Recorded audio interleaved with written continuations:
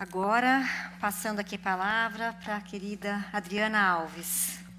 Obrigada. Bom dia a todos, todas e todos. Muito feliz de estar aqui. Obrigada pelo convite, Carla. Vou me autodescrever e depois eu conto um pouquinho do que eu estou fazendo, o que eu já fiz e por que, né, que a gente tem tanta urgência no tema de justiça restaurativa, principalmente em instituições, né, onde eu também já me movimento há alguns anos, e o quanto é importante, né, essa conexão da justiça com nossos temas em relação à igualdade, né, à equidade de gênero, raça e todas as pessoas que estão subrepresentadas nesses espaços.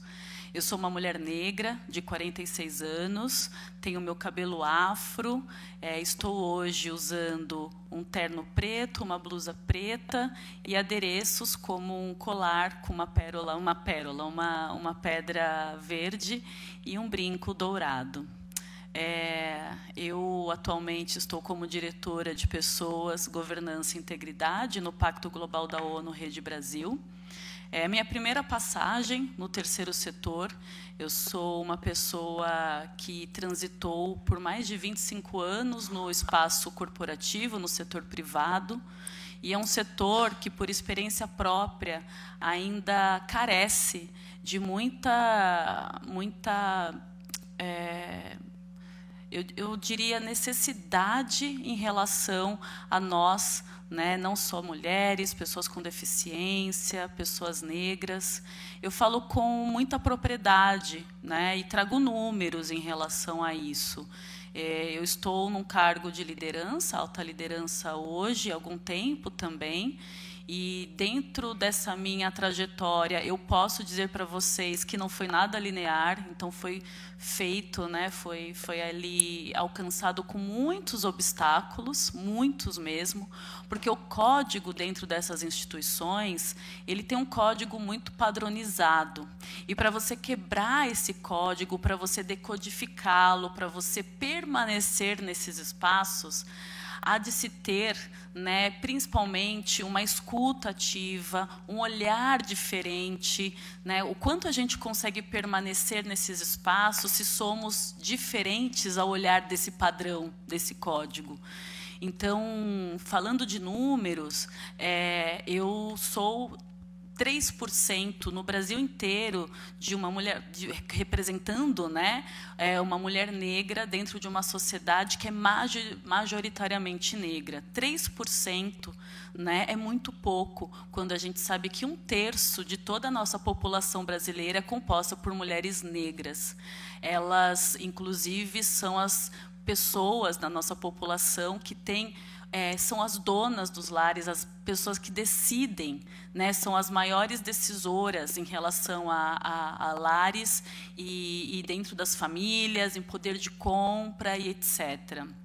E quando a gente fala do Instituto do Pacto Global da ONU, nós somos referência, né, em relação a quebrar esse tipo de desigualdade. Obviamente que o Instituto, e isso eu faço questão de mencionar, o Instituto como um todo, ele não é perfeito, né? Nós somos referência em instituições, principalmente no setor privado.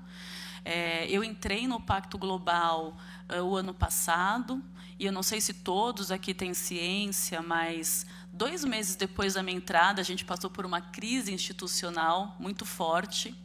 E essa crise, eu tinha 2 meses só de casa, essa crise me fez olhar, né? Então, se eu já tinha esse olhar como uma mulher negra em instituições privadas, que ali estava cada vez mais quebrando esse código, quando eu entro no setor privado, eu me vejo ainda mais responsável por fazer a diferença num espaço que, de certa forma, sempre foi referência, mas que precisava também olhar para dentro. Então, através da justiça restaurativa, eu acho que quando a gente fala de justiça restaurativa, a gente está falando de coragem, a gente está falando de compromisso e, mais do que isso, implementar de todos os dias, né, essa escuta, esse acolhimento, esse sair da bolha. é que eu vi a necessidade e a urgência de também fazer isso dentro do Pacto Global. Então, hoje a gente tem um papel importante na nossa sociedade como um todo, mas para dentro também, numa instituição tão diversa, eu fiz algumas iniciativas importantes para que a gente tivesse um acolhimento daqueles que estão com a gente no dia a dia. Eu costumo dizer que o Pacto Global ele tem grandes referências, e aí falando um pouco do tema, né, que me foi dado, objetivos sustentáveis, né, os ODS, que são os Objetivos de Desenvolvimento Sustentável, eu gostaria de citar alguns deles que principalmente cruzam diretamente com o tema que nós estamos fazendo aqui, que é da justiça restaurativa. Eu gosto sempre de colocá-los em evidência e falar um pouquinho deles, e principalmente do ODS 16. O ODS 10, por exemplo, gente, ele fala da redução das desigualdades, ou seja, incluir as vozes historicamente silenciadas nos processos restaurativos. O ODS 5, ele fala de igualdade de gênero, reconhecendo o impacto e diferenciando o que é, de fato, as violências contra as mulheres, pessoas trans e tudo mais. O ODS 3 fala de saúde e bem-estar, porque os ambientes conflituosos, inclusive no trabalho, no ambiente de trabalho como um todo, eles adoecem as pessoas. E, por fim, o ODS 16, que ele fala principalmente da paz, da justiça e termos instituições eficazes. E por isso que quando a gente promove uma escuta, um diálogo, olhando para a reparação, a gente também está fortalecendo a confiança nesses lugares. Quando a gente fala do ODS 16, a gente está falando em reduzir significativamente todas as formas de violência. E a justiça restaurativa, ela oferece isso, ela oferece caminhos não violentos, ela oferece a forma de escutarmos o outro e repararmos esse sistema, né, que é um sistema que a gente sabe que tem muitos privilégios em detrimento de muitas pessoas subrepresentadas nesses espaços. Privilégios esses que estão diretamente ligados ao poder. Né? Então, quando a gente fala sobre a dificuldade de mulheres, pessoas negras, pessoas com deficiência, pessoas da comunidade LGBT, a gente também está falando sobre poder. Né? Nós temos toda a capacidade do mundo de estarmos nesses lugares, mas por que é que quão difícil é estarmos ocupando e, mais do que isso, permanecendo? Além desse meu papel hoje no Pacto Global, eu gosto também de ressaltar dois projetos muito interessantes que também conversam com a justiça restaurativa, que é o projeto Ela, que é também uma ONG, que eu tenho ali a honra de ter participado por muitos anos, favorecendo as mulheres, fortalecendo e apoiando todas as mulheres no território brasileiro em relação à sua vulnerabilidade e a todas que passam por violência doméstica. Essa instituição, ela tem como aspecto principal apoiar as pessoas, as mulheres, no que conduz a apoio, o que ela pode cada vez mais ter de independência financeira, o que é independência financeira para essas mulheres que muitas vezes estão nessas situações de vulnerabilidade, principalmente porque estão ligadas a uma vida totalmente dependente, né, desse abusador, da violência, etc. Então, a ONG ela oferece esse olhar da independência, né, do quanto a gente consegue sair dessa situação. Mais do que isso, o apoio psicológico, apoio terapêutico para essas mulheres e também um apoio jurídico, fazendo a ponte entre a justiça, né, e essas famílias, e essas mulheres que estão sofrendo, né, nesses espaços. Além disso, também gosto de citar, e aí mais uma vez cruzando com a minha vivência no corporativo, a Aceleradora de Carreiras, que é faz parte do Comitê de Igualdade Racial do Mulheres do Brasil. E eu tive a honra também de fazer essa participação ali, fazendo a introdução de mulheres em espaços de poder na alta liderança do corporativo. Essas mulheres, principalmente as mulheres negras, que já ocupam esse espaço, mas que são a todo momento postergadas. Como eu disse anteriormente, muitas delas já têm essa capacidade de estar em posições de liderança, mas muito por conta, né, desse sistema que não nos permite, né, que nos deixa, muitas das vezes, com grandes obstáculos, elas precisam ter esse olhar para si mesma, tendo esse fortalecimento não só profissional, mas também um fortalecimento entre suas redes, porque a grande importância, o que eu vejo cada vez mais, é que a gente precisa se movimentar estrategicamente nesses espaços, né? Eu sempre digo que a gente precisa ter cada vez mais aliados, né? E que acreditem nessa pauta. A gente não vai fazer nada sozinha. As mulheres negras, as pessoas negras, a gente não consegue avançar nesses espaços se a gente não tiver uma articulação, uma estratégia para que a gente se una a quem está à frente, a quem tem os privilégios, a quem detém o poder. Então, eu gosto muito de falar também sobre quanto a gente, nesses lugares, precisamos nós todos sermos estratégicos, né? E eu falo também de algumas citações que eu gosto muito. Tem uma ativista que chama Audre Lorde.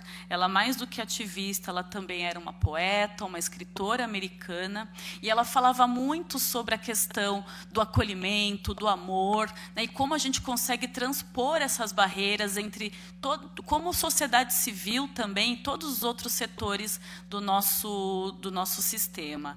A Audre Lorde, ela tinha uma frase que eu sempre, quando eu tenho oportunidade, eu compartilho com todo mundo, e que cruza muito com o que a gente também está falando aqui. Deixa eu pegar aqui. Ela fala assim: não são as nossas diferenças que nos dividem, é a nossa incapacidade de reconhecer, aceitar e celebrar essas diferenças. E quando a gente fala disso, também me vem um outro filósofo, também de Martinica. Carla também mencionou um outro estudioso, pesquisador de Martinica. Esse é um psiquiatra que já falecido, também falava muito sobre a questão racial e o quanto a gente precisa olhar, né, para os corpos, principalmente os corpos negros, ele estudava, e o quanto esses corpos não se reconhecem nesses espaços. O Frantz Fanon, ele falava muito bem sobre isso, ele era também filósofo, e tem uma frase dele que é muito impactante, que eu também levo para todos os espaços onde eu posso compartilhar meu pensamento. Ele fala: ó meu corpo, faça sempre de mim um homem que questiona. E quando a gente fala sobre justiça restaurativa, a gente também fala sobre isso, sobre questionar esse status quo, sobre questionar esses espaços que, de novo, né, tem um único código que a gente cada vez mais precisa quebrar, precisa questionar, né, e avançarmos numa agenda que é para todos, não é só para mim, né, não é só para um ou para outro, é para todos. Então, cada vez mais é muito importante que a justiça restaurativa, de novo, seja, de fato, uma justiça que fala da coragem, do compromisso de avançarmos cada vez mais para o bem comum, para uma sociedade que também se reflita, né, proporcionalmente a todos nós aqui. Se somos mais de 50% de mulheres na nossa população brasileira, que tenhamos nossos rostos, nossos corpos sendo representados em todos os espaços que bem queiramos. Se eu sou uma mulher negra e que representa também a população negra mais de 56%, que eu esteja em todos os espaços sem ser questionada sobre a minha capacidade, sem ter que provar sobre essa capacidade a todo momento e a toda hora. Né? Que a gente seja escutado, que a gente seja acolhido, porque a justiça restaurativa é sobre isso, né? Não é só sobre a gente ter a empatia, é a gente ter essa empatia e colocá-la em ação, fazendo a reparação, né, que muitas das vezes a gente não tem coragem de assumir, fazendo um olhar sobre os privilégios que a gente muitas das vezes não tem coragem de identificar. Todos nós temos privilégios. Eu já sou uma mulher privilegiada, perto de uma mulher trans periférica. Mas o que eu estou fazendo com esse meu privilégio? privilégio. E eu acho que a justiça restaurativa também vem com esse olhar. O que nós estamos fazendo com os nossos privilégios, né? Então, eu acho que é mais do que urgente estarmos aqui hoje num espaço que, por muitos anos, né, também foi tão dificilmente ocupado por todas nós aqui, todos nós, e que a gente faça, né, essa passagem, essa contribuição para uma sociedade muito mais justa e corajosa. Obrigada, gente.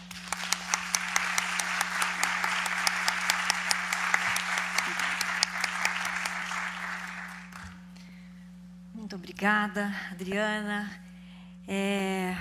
Maravilhoso, né, contar com as falas Maíra Réquia, Laís Lopes, Adriana Alves, e passando por aqui, Leonardo Sica. E quando você traz esse espaço, né, Adriana, que tão dificilmente ocupado por mulheres, a gente celebra muito recentemente a primeira mulher presidente da OAB São Paulo, depois de 92 anos de existência dessa instituição.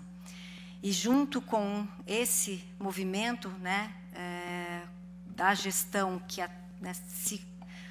continua, né, que se mantém a partir de Patrícia Vanzolini, temos sim a obrigação, eu me coloco aqui, né, nesse compromisso de pensarmos uma advocacia que eu venho chamando de advocacia mediadora restaurativa, que valorize exatamente processos dialógicos, acolhimento, tratamento mais humano das pessoas, de seus clientes, e percebendo também como uma oportunidade, né, uma atuação inovadora, uma atuação dessa advocacia que tem espaços, né? Recentemente tivemos agora, em maio, né, a NR1, falando sobre a importância da saúde mental dentro das empresas. Justiça restaurativa, advocacia restaurativa, cuida de aspectos relacionais, humanos, que geram essa sensação de acolhimento, sentimento de acolhimento, e, com isso, cuida do adoecimento, de sofrimentos tão enraizados que foram trazidos aqui. E a sua perspectiva, Laís, né, do direito do terceiro setor, com esse caminho também que você vem desbravando e falando da importância de empresas trabalharem aspectos também da inclusão, fala de uma advocacia restaurativa também, né? Então, agradeço imensamente. A gente finaliza esse primeiro painel.